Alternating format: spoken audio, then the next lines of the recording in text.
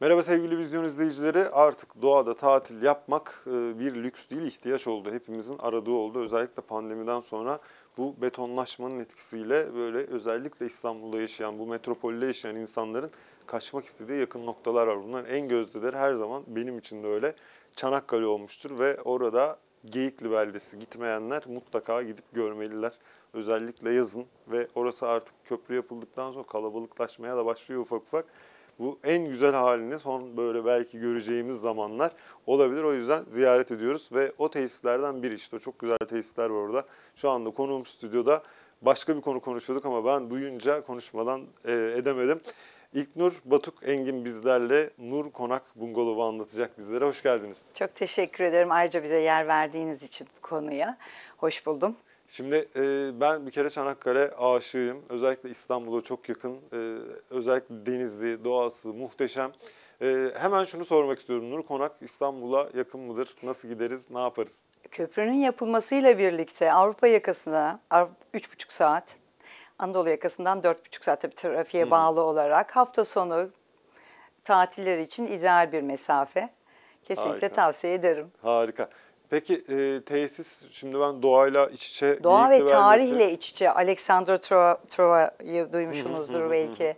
Efendim Kalpli Göl, Troya'nın kendisi, antik liman şehrimiz, başta olmak üzere Assos biliyorsunuz, Bozcaada karşımızda, kuş sesleri, stresten uzak, Değil mi? Doğanın içinde. mükemmel bir yer. Harika. Peki aile olarak ya da çift olarak balayı çiftleri ya da tek başına gelebiliyor mu? Nedir tesisin özellikleri, oda özellikleri? Gelebiliyor. Bungalovlarımız ve dairelerimiz mevcut.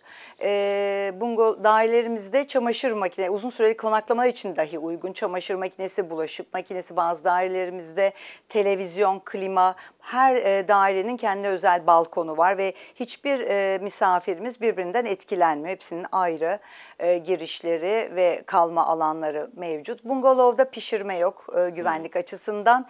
Sadece kahve, çay ve kahvaltı edebilirler. Tabii mini buzdolapları ve televizyon artı klimalar bungalovlarımızda mevcut. Harika. Peki aktiviteler dedik, pişirme yok ama orada yemek yiyebiliyor muyuz? Var mı öyle bir servis? Servisimiz yok. Kendileri pişirip yiyebilir. Mutfağımız var ki herkesin kendine özel mutfağı var. Harika. Onu atladım söylemekte. Bütün mutfak malzemeleri de mevcut belirttiğim gibi uzun konaklamalar için de oldukça ideal bir yer. Mutlaka merak edecek izleyiciler. Evet. Haritalardan bakıp yormayalım onları. Denize mesafesi. 300 metre. 300 metre yürüyerek gidip denize. Yürüyerek köyümüzün içinde, tesisimizde Dalyan köy içinde Geyikli beldesinin incisi Dalyan. Bu arada onu da belirteyim. Ormanın içinde kuş sesleri ve doğayla iç içe bir yer. Alexander Trova'ya sadece 3 kilometre. Oraya da yürüyerek gidilebilir. Antik limana 1 kilometre. Yine aynı şekilde Kalpli Göl'e 900 metre. Bizim tesisimize gelen bu tarihi alanları da yürüyerek gezebilirler. Gezebilir. Yani doğada yürüyüş yapmayı sevenler, gezmek, böyle trafikten uzaklaşmak isteyenlerin de seçebileceği bir nokta o zaman. Evet, aynı zamanda doğal beslenme, doğal işte günlük yumurta, süt, keçi, koyun, inek sütü. Köyümüzün içinde hanımlarımız bunları yapıyor. Özel malzemelerde, başka şeyler de yapılabiliyor. Harika. Hemen sorayım o zaman. Önümüz bayram. Şu anda Ramazan ayındayız. Bugün de ayın 12'si çekim günü ama çok yaklaştı bayram. Nasıl bayramda müsaitlik şu anda? %70'i doldu. %30'umuz şu an halen kabul ediyoruz. Muhtemelen yayında dolacak gibi geliyor. Teşekkür ederim. Harika. Sağ olun. Bir dahaki bayrama rezervasyon yaptırmak isteyenler, Her zaman. isteyenler biraz önce altta yazan internet sitesinden sosyal medya hesaplarını inceleyebilirler, rezervasyon yaptırabilirler. Evet. Dediğiniz gibi İstanbul'da çok yakın. Evet. Çok yeni bir tesis. Hem İstanbul'a yakın. Geçen sene açıldık. Her şeyle sıfır. Bütün özellikleri işte pamuklu çarşaflarımız olsun. Tüm her şeyini ben kendim seçimini yaptım. Tek tek özenle.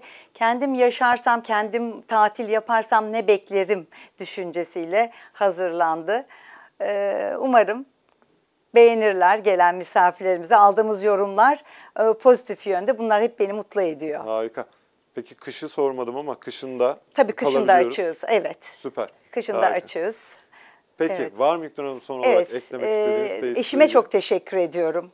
Murat Engin'e gerçekten beni hem bu konuda teşvik etti, bir de çok büyük destekleri oldu. Ayrıca Dalyan Köyü'nün bağlı olduğu Geyikli Beldesi Belediye Başkanı ve çalışanlarına turizme yönelik yaptıkları çalışmalardan dolayı kendilerine ayrıca teşekkür ediyorum.